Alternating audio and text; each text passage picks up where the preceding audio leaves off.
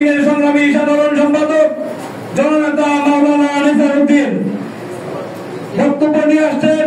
ইসলামী যুব আন্দোলন ঢাকা মহানগর দক্ষিণের সংগ্রামী সাধারণ সম্পাদক জননেতা মাওলানা আনিসার উদ্দিন।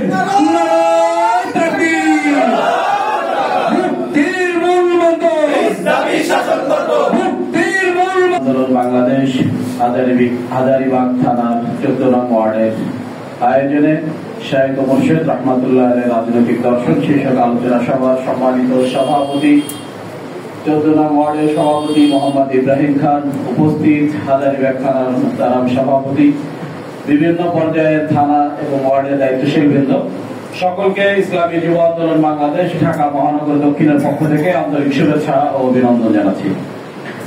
দীর্ঘক্ষণ যাবৎ আপনারা আলোচনা শুনছেন এবং অত্যন্ত জ্ঞানগর্ভ, তথ্যবহুল, আবেগময় আলোচনা আমরা শুনেছি। তো এই আলোচনার পরে আসলে এখন আর আলোচনার খুব বেশি প্রয়োজন নাই, কারণ আলোচনা সব হয়ে গেছে এবং এখন রাতও বেশি হয়েছে। একবারে সংক্ষেপে কয়েকটা কথা বলবো, ইনশাআল্লাহ আমরা এরপরে আলোচনা শেষ করব। আমরা বাংলাদেশ স্বাধীনের এই 53 বছর পরে এসেও আমরা আমাদের অধিকার এখনো নিশ্চিত করতে পারি নাই।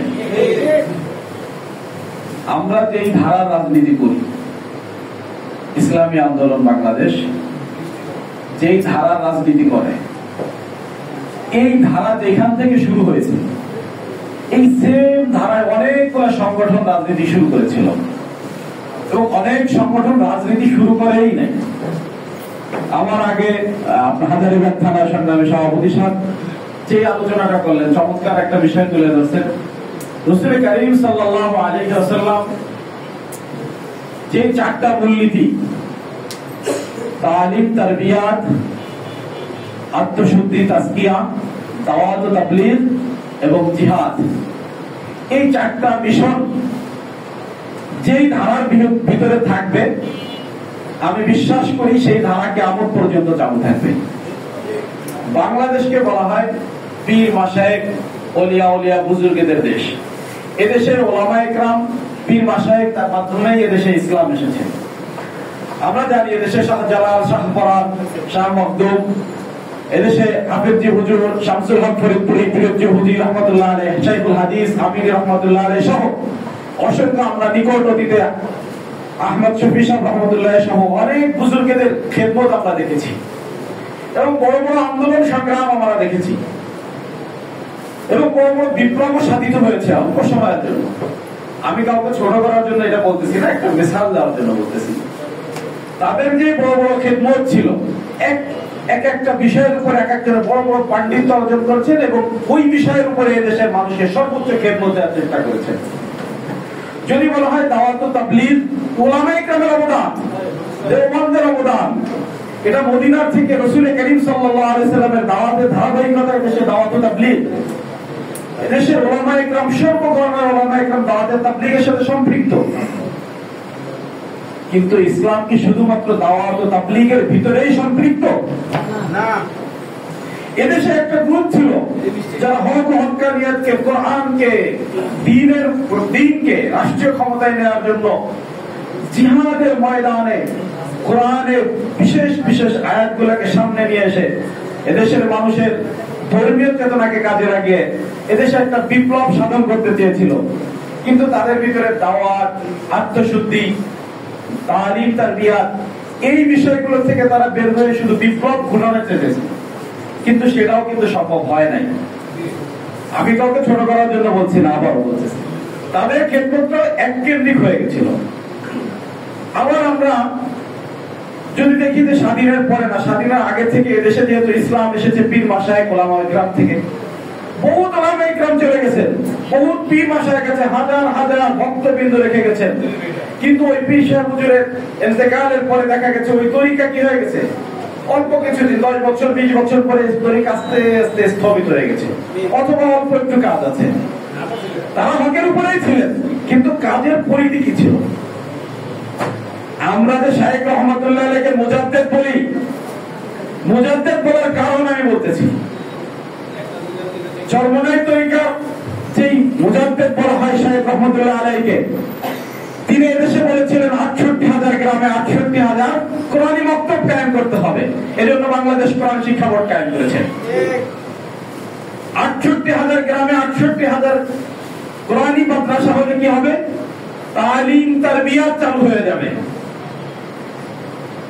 এরপরে তাজকিয়া আত্মশুদ্ধির জন্য বাংলাদেশ মুজাহিদ কমিটি করেছেন।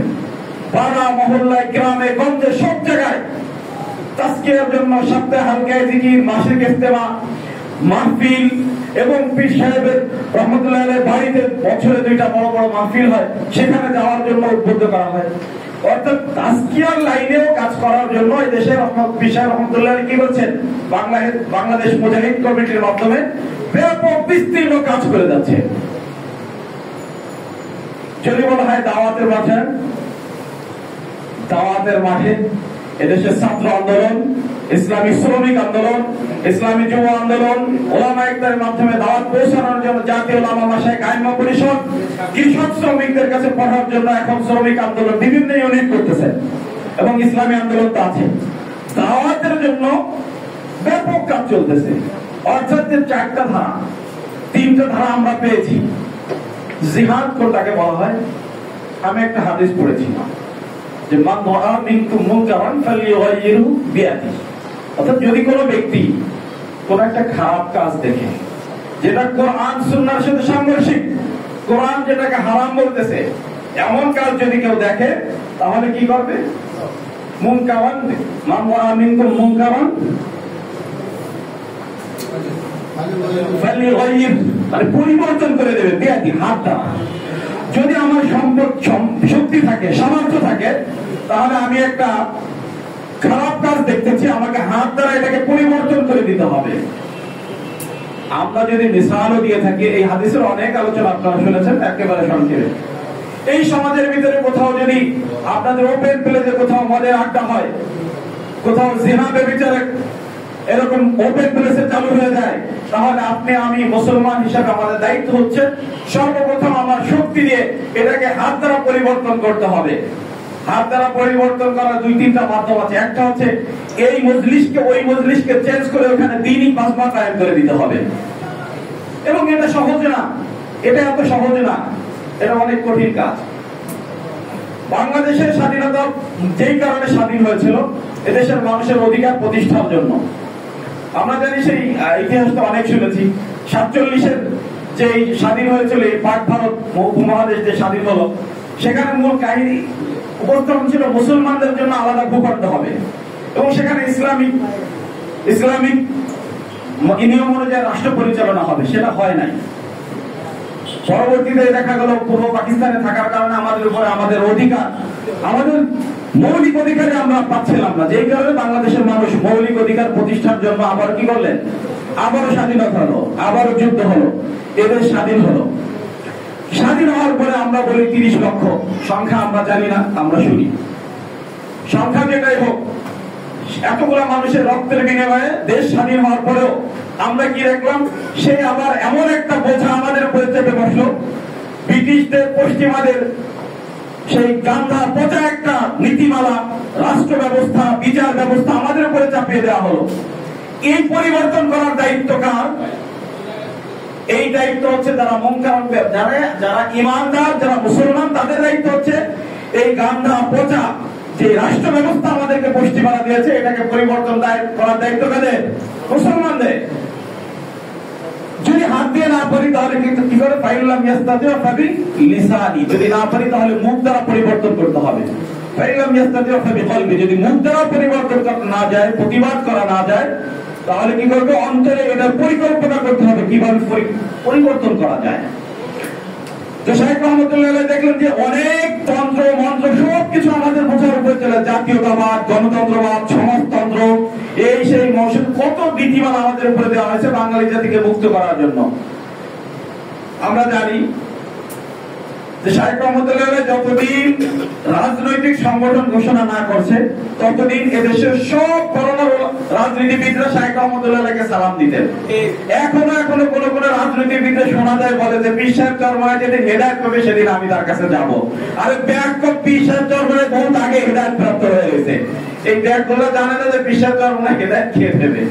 এরা বলে যে পীর সাহেব চরমনায় হেদায়েত পাইলে আমরা তার কাছে তখন যাব। এরা আবার অন্যান্য পীর সাহেবের দরবারে যায়। আমরা জানি, দেখেন শাহজালাল রহমতুল্লাহ আলাইহি ইয়ামান থেকে বাংলাদেশে ইসলামের প্রচার নিয়ে আসছে। তার মাজারের কি অবস্থা? কাদের দখলে? বেদাতের দখলে। ওখানে গেলে গাজার গন্ধে যাওয়া যায় না। আমরা মাঝে মাঝে জিয়ারতের জন্য যাই, মা গাজার গন্ধে ওখানে যাওয়া যায় না। বন্ড মাজার পূজারীদের জন্য ওখানে যাওয়া যায় না। কিন্তু শাইখ রহমতুল্লাহ আলাইহি চারটা ধারাকে এমন ভাবে বাস্তবায়ন করেছেন যে শাইখ রহমতুল্লাহ কবরের পাশে গেলেও রুহানিয়াত রোহানের খোরাক অর্জন হয়। যেখানে গেলে চোখের পানি চলে আসে, যেখানে গেলে মানুষের অন্তর নরম হয়, যেখানে গেলে বাতিল দেখলে নিজের ভিতরে স্পৃহা তৈরি হয় বাতিলকে প্রতিবাদ করার জন্য। সুতরাং শাইখ রহমতুল্লাহ আলাইহি এমন একটা দর্শন দিয়েছেন যে চারটা মিশনকে একসাথে করে যদি আমি আমার এই তরিকাকে চালাইতে পারি, আশা করা যায় কিয়ামত পর্যন্ত এই তরিকার মাধ্যমে দ্বীনে কাজ কিয়ামত পর্যন্ত চলমান থাকবে। এবং আমরা জানি শাইখ রহমতুল্লাহ আলাইহি একটা কথা বলেছেন যে আমরা ক্ষমতায় যেতে চাই না, আমরা বারবার নেতারও পরিবর্তন চাই না, আমরা নীতির পরিবর্তন চাই। বর্তমান পীর সাহেব হুজুর বারবার বলেছেন যে আওয়ামী লীগ বিএনপি কিছু বুঝি না, যারাই ক্ষমতা আছেন আপনারা আজকে ঘোষণা দেন কোরআন সুন্নাহ অনুযায়ী মদিনার সনদ অনুযায়ী রাষ্ট্র পরিচালনা করবেন, আমরা রাজনীতি ছেড়ে দিয়ে আপনাদের খেদমত করব। আমাদের রাজনীতি করাতে এমন না যে রাজনীতি করে আমাদের পেট চালাইতে হবে, আমাদের রাজনীতিতে এটা না যে আমরা এই রাজনীতি করে আমাদের সংসার চালাইতে হবে, সংগঠন চালাইতে হবে, না। আমরা রাজনীতি করি ইবাদতের জন্য, আল্লাহর জমিনে আল্লাহর দ্বীন প্রতিষ্ঠা করার জন্য। আমরা যে মুজাদ্দিদ বলি, এইভাবে দেখেন শাহজালাল থেকে শাহ পরান, শাহ মখদুম, বর্তমান নিকটাতীতে আমাদের হাটাদারি হযরত শাহ আহমদ শফি সাহেব রহমতুল্লাহ আলাইহি হেফাজতে ইসলাম বাংলাদেশের যেই জয়কার, যে প্রতিবাদ হয়েছে, যে শাহবাগের বিরুদ্ধে যে আন্দোলন সংগ্রাম হয়েছে, শাহের তো এই মানে একটা প্রোগ্রাম দিয়ে, একটা আন্দোলন দিয়ে সারা দেশে পরিচিত হয়েছে। হুজুর তো হাদিসের দর্শের শায়েখ, হুজুর মাদ্রাসার ভিতরে থাকতে ভালোবাসতেন, কিন্তু যখনই দ্বীনের তাকাদে আসছে হাদিসের মসনদ ছেড়ে দিয়ে রাজপথে এসেছেন এবং শাহবাগীদের সেই আন্দোলনের বিরুদ্ধে অবস্থান নিয়ে সর্বোচ্চ চেষ্টা চালিয়ে তিনি একটা জিহাদের ভূমিকা অবতীর্ণ হয়েছেন। এবং তেনার চলে যাওয়ার পরপরই সেই সংগঠনের অবস্থা আমরা আজকে দেখতে পাচ্ছি। সেই হেফাজত আর এই হেফাজত আজকের হেফাজত এক না। যদি বলা হয় কেউ মনে করে আগা গোড়া আমরা আমাদের রক্তে মাংসে মিশে আছে অমুক দল, হেফাজতের নেতা তারা না। শাইখুল হাদিস রহমতুল্লাহ আলাইহি, এই শাইখুল ইসলাম রহমতুল্লাহ আলাইহি এই আদর্শ ছিল না, তার রক্তে মাংসে ছিল কোরআন ও সুন্নাহ। তিনি হাদিসের মসনদে ছিলেন, একজন সফল শাইখুল হাদিস। রাজপথে এসে যখন হুঙ্কার দিয়েছেন, আস্তে আস্তে কথা বলেছেন, ওই আস্তে কথা বলার পাওয়ার এত বেশি ছিল যে শেখ হাসিনার মসনদ পর্যন্ত কেঁপে গিয়েছিল। সুতরাং আমরা আমাদের শাইখ রহমতুল্লাহ আলাইহি যে দর্শনটাকে নিয়ে আসতে চাই। আহমদ শফি সাহেব উনি চলে যাওয়ার পরে এই হেফাজত বিভক্ত হয়ে গেল। এই হেফাজতের নেতৃবৃন্দ বিভিন্ন জায়গায় শোনা যায়, আমি আবারও বলতেছি, শোনা যায় বিভিন্ন নেতৃবৃন্দ বিভিন্ন জায়গা থেকে অর্থনৈতিক লেনদেন, কেলেঙ্কারি, এই সেই করে আসলে বাস্তবতা হচ্ছে তাদের ভিতরে সেই খুলুসিয়াত, সেই আত্মশুদ্ধি না থাকার কারণে হেফাজতে ইসলাম আসলে বাস্তবতা কি হয়ে গেছে, অলিভ হয়ে গেছে। কিন্তু আমাদের শাইখ রহমতুল্লাহ আলাইহি এমন এক দর্শন দিয়ে গেছেন, ৬৮,০০০ গ্রামে ৬৮,০০০ কোরআনী মক্তব চালু হবে, যেখানে প্রতিদিন কোরআনের তালিম তাজকিয়া চলতে থাকবে। মুজাহিদ কমিটির মাধ্যমে সারা দেশে প্রতিদিন হালকায় জিকিরের মাধ্যমে দেশে সাধারণ আপামত্তামী জনতার ভিতরে আত্মশুদ্ধি অর্জন হবে। এদেশে বিভিন্ন সংগঠনের মাধ্যমে, মাইকের মাধ্যমে, ওয়াজ মাহফিলের মাধ্যমে প্রতিদিন হাজার হাজার মানুষের কাছে দ্বীনে দাওয়াত পৌঁছে যাচ্ছেন এবং রাজপথে সংগ্রাম করার জন্য ইসলামী যুব আন্দোলন বাংলাদেশ তরবারির ভূমিকা পালন করবে ইনশাআল্লাহ। ইসলামী আন্দোলন বাংলাদেশ যখনই যেখানে যে প্রোগ্রাম দেবে না কেন, ইসলামী আন্দোলনের ডাইনে বামে সামনে পিছনে, ইসলামী আন্দোলনের ডাইনে বামে সামনে পিছনে, পীর সাহেব চরমনায় ডাইনে বামে সামনে পিছনে, যে কোনো কর্মসূচিতে যে কোনো সময় এই প্রোগ্রাম বাস্তবায়ন করার জন্য ইসলামী যুব আন্দোলনকে বাংলাদেশকে সর্বপ্রথম ভূমিকা পালন করতে হবে। আমরা পীর সাহেব চরমনায়কে আশ্বস্ত করেছি, আগামী জাতীয় নির্বাচনে যতগুলো ভোট বাক্স থাকবে প্রত্যেকটা ভোট বাক্স পাহারা দেওয়ার জন্য আমাদের যুব সমাজ তৈরি থাকবে ইনশাআল্লাহ। ভোট পিয়ার পদ্ধতিতে আদায় করার জন্য কিভাবে আন্দোলন করতে হয় সেটা আমরা আমিরের থেকে আমরা ঘোষণা আসার অপেক্ষায় আছি। আমির যখনই ঘোষণা দেবে পিয়ার ছাড়া নির্বাচন হতে দেওয়া হবে না, ঢাকাকে ব্লক করে দেওয়া হবে ইনশাআল্লাহ। আমির যখনই ঘোষণা দেবেন যে এআই সিস্টেম আদায় করতে হবে, অর্থাৎ ইসলামী যুব আন্দোলন বাংলাদেশকে নিয়ে আমির একটা সংখ্যা প্রকাশ করেছিলেন অনেক আগে, যে এরা তো যুবক মানুষ, এদের রক্ত তো গরম থাকবে, এদেরকে কি আমরা নিয়ন্ত্রণ করতে পারবো কিনা। আলহামদুলিল্লাহ গত যুব জমায়েতেও বিষয় হুজুর এই কথা বলেছেন, না আমার যুবক ছেলেরা, আমার কলিজার টুকরা ছেলেরা আমাদের আমিরে এতাহাতের ব্যাপারে 100% এরা পাশ করে গেছে। সুতরাং তাদের কাছে যদি কোনো রাষ্ট্রের দায়িত্ব দেওয়া হয়, তাদের কাছে যে কোনো আমানত দেওয়া হয়, তা 100% বাস্তবায়ন করার জন্য সর্বোচ্চ চেষ্টা করে যাবো ইনশাআল্লাহ। আবারও বলি, যারা এই এলাকায় যারা ভাই ব্রাদার আছে সকলকে বলবো, ইসলামী যুব আন্দোলন এমন একটা সংগঠন, আমি ঢাকা মহানগর দক্ষিণের দায়িত্ব থেকে বলতেছি, আমাদের নলেজে আসা একটা কর্মী, একটা সমর্থক 4 আনা পয়সা কোথাও চাঁদাবাদি করেছে কোন প্রমাণ দেখাইতে পারবেন না।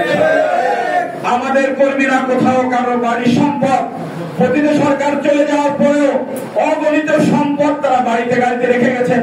যুব আন্দোলনের একটা কর্মীও কোথা থেকে একটা সুইও সংগ্রহ করে নাই।